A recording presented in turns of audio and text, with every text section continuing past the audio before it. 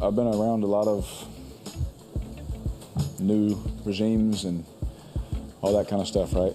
And I think the frustrating part is it takes time to get everyone on the same page. And once you get on the same page, you get the thing rolling and it's churning and it looks great and it's awesome. And we're right there, but close doesn't count in this game. And so frustrating, it is frustrating. I'm human, going through that again, like seeing, where we were and we got a new regime and all this kind of stuff, but I believe in it, I believe in Josh, I believe in our staff, I believe in our players. We got some good football players. We do some good things. We just didn't do enough good things today. And, it sucks what our record is. We've earned that. But I just keep reinforcing that we have a good team. I've been on some teams that aren't as good as this one. And we're doing the right things. Just they made more plays than us at the end. Hey, Derek, you shouldn't worry about accepting the new regime. You need to be worried at some point about them accepting you. I mean, I'm not trying to be an ass here, but the way that he's expressing himself, it's like, I'm still getting used to these new guys. They're still getting used to you. And if this thing goes completely off the rails and they're in position to draft a franchise quarterback and they've got a device in your contract where they can pull the plug and say, see you later, which is how his latest extension was crafted, that's on the table as this thing goes off the rails. And it's not like they're getting blown out. It's not like they're getting embarrassed. And there's no team out there that's getting embarrassed every single week. There really isn't.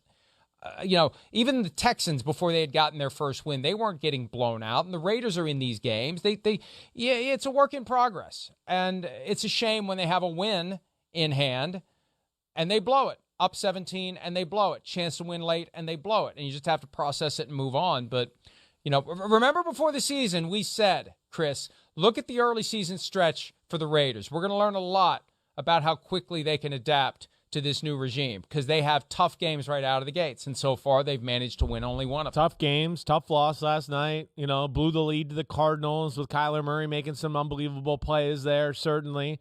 They are close. They do have a favor. They got the bye week this week. They got a favorable schedule off after that to kind of maybe get back in the swing of things. The Texans, the Saints, the Jaguars, the Colts, the Broncos, the Seahawks. So they're not out of this by any stretch of the imagination. They're not. There's a lot of good things they're doing. They are. They're not a super talented football team. And, Mike, the one thing you keep hearing me talk about, and hey, listen, I like the way Derek Carr's playing good. It's not easy. He's learning a new system that, we've talked about that's got a lot of, it's a totally different way than anything he's been programmed before to handle on the offensive side of the ball. But the one thing I'll continue to lean on a little bit is just the fact, too, that, I know everybody looks at the Raiders and go, well, they made the playoffs last year. They should be a playoff team again.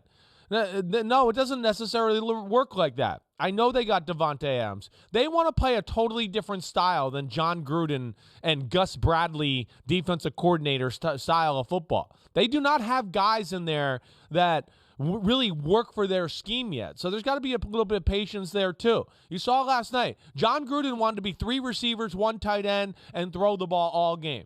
Josh McDaniels wants to be New England. He wants to run the ball, dominate the line of scrimmage, run play action pass, be aggressive off the drop back pass game, do that. And then their defense is built on we want to be big and have big people up front and have a real shutdown cover corner. And they got a defense of small guys who shoot gaps and we play zones because that's how way they were built the last few years. So they need a little time.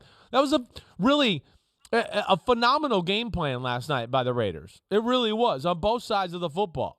And, there's the Chiefs. That's why they're the damnedest things ever. They're the damnedest things ever, the Chiefs.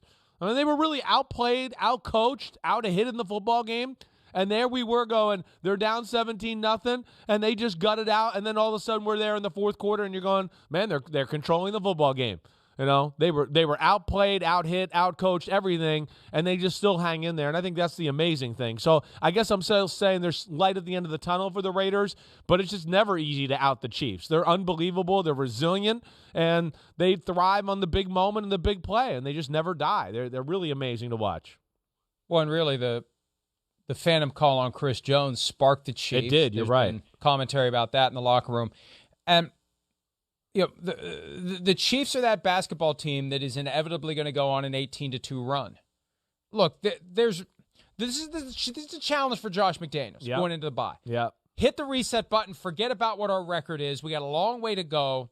We got 12 games left. We just got to focus on the next one and the next one and the next one, because when 1-4 becomes 2-4 becomes 3-4. If they can just win 2 in a row. Exactly right. It's a different vibe. It's a different feeling. There's always that team that's around 500 at Thanksgiving that finds a way to keep it going. So the urgency that comes out of this, and this is part of the skill of coaching. How do you motivate your guys based upon whatever it is that happened? How do you motivate them if you win? How do you motivate them if you lose? How do you motivate them if you lose by 1 point? How do you motivate them if they lose by 50 points? What do you do to get them to move on to the next task? And they may have to move on to the next task without Devontae Adams, depending upon what the league office does. But either way, they have shown that they're good enough to win football games. They just have to win more than 1 out of every 5. No, it's exactly right. But I think we're, again, we've seen positives, and the schedule, like you said, is tough early on. I wouldn't be shocked if we sat here a month from now and went, hey, look at the Raiders. They're 4-4. They're 5-4. They've rebounded.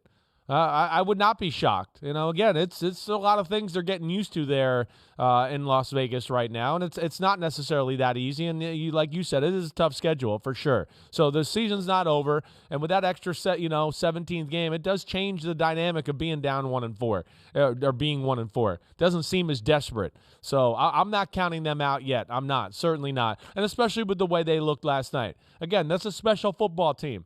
They're good. They're really good. They're on a mission. Mahomes is playing really good football.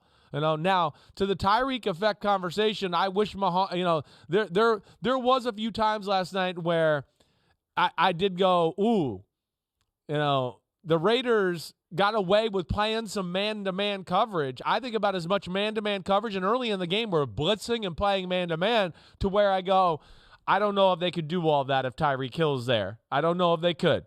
That might have been something that to look out for in the future here about what teams do with the Kansas City Chiefs.